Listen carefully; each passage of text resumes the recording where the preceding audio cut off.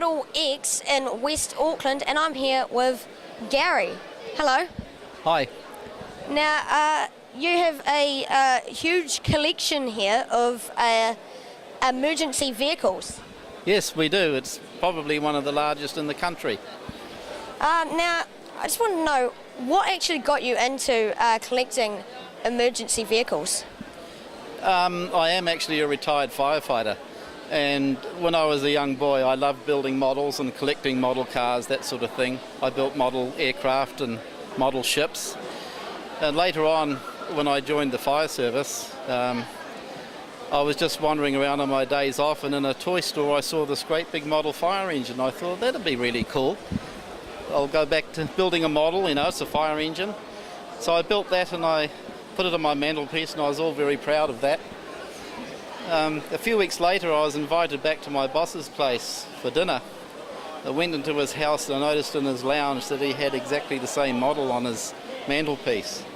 But it was surrounded by half a dozen of these sorts of die-cast models as well, and I thought, they're really nice. Where did you get those? So I blame him for it, because now I have about 4,000 of them.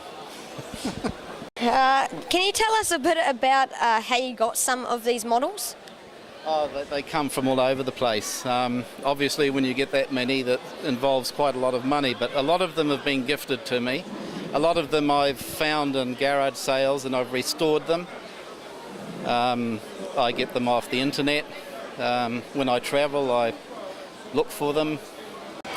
What goes into making some of these models? This is probably a good example. These are a very limited edition model that I produced myself. I didn't actually make them, but I arranged to have them made. This is the original, and it was made by a company called Fire Brigade Models in the UK. And when I saw them I thought, gee, that's the same as the brand new fire engine that Henderson have just got. It's not quite exactly the same, but it's very similar. They're both Dennis's. This is a Dennis Sabre, but Henderson's was a Dennis SS. They're almost identical, very, very similar. And as you can see, with this one here, that's had to be repainted and re-decaled, and a few changes made on the roof, that the ladder layout was the same. We had to get permission, of course, to get the insignia to put on there. And yeah, that's basically what we came up with. And if you look closely, you can see there are quite a lot of changes that have been made. They get quite a lot of satisfaction out of doing this sort of thing.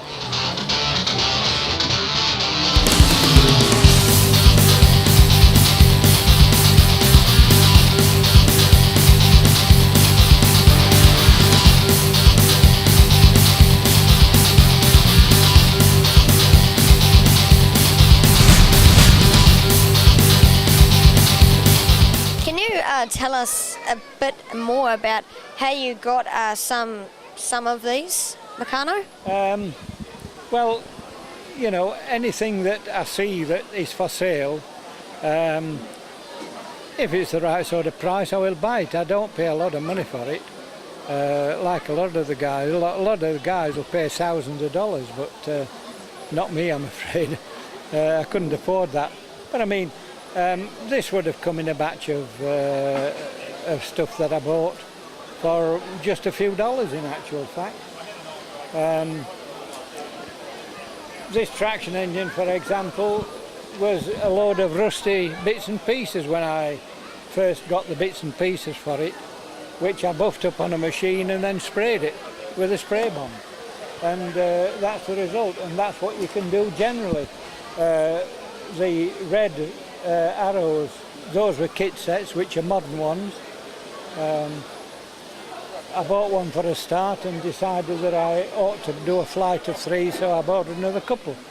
But that would be the exception rather than the rule, because generally speaking I reclaim most of the stuff that you see on display here. So around about what age did you start collecting Meccano? Oh, I was a pretty old man, actually. I probably started collecting it seriously maybe 15 years ago. I I didn't have much as a boy. My parents couldn't really afford Meccano, so but I was in hospital one time and I did acquire a very, very simple Meccano set which I used to play with, and had to leave it behind when I got out of hospital. But that's the story of my Meccano. This stretches to the end of the table there. Hey, right now I am with Marie, and she is from the New Zealand Spaceflight Association. Hello. Right. Hello, how are you doing? Now, first up, could you please tell us a bit about the New Zealand Spaceflight Association? Thank you. The New Zealand Spaceflight Association is a special interest group. We follow the manned and unmanned exploits of various countries in the space. Basically, we look at what NASA is doing with the space shuttle and what other countries are doing with the International Space Station, and also the future of spaceflight, like Mars and going to the asteroids. We also look at what's happening right here at home with New Zealand Rocket Labs. Sounds pretty interesting, actually. Can you tell us a bit about some of the stuff that you got on the table today? Absolutely. What we have here is a display about the shuttle.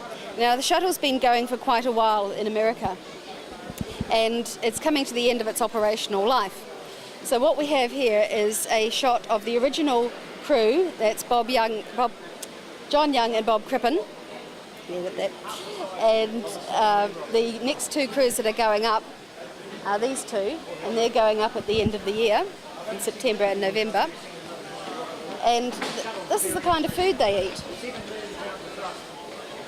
It's dehydrated, because when you take food up into space, you have to make sure that it's very light. So what they do, they cook it up just like you would in a stir fry, add all the sauce, and then they suck all the water out of it and put it in this packet.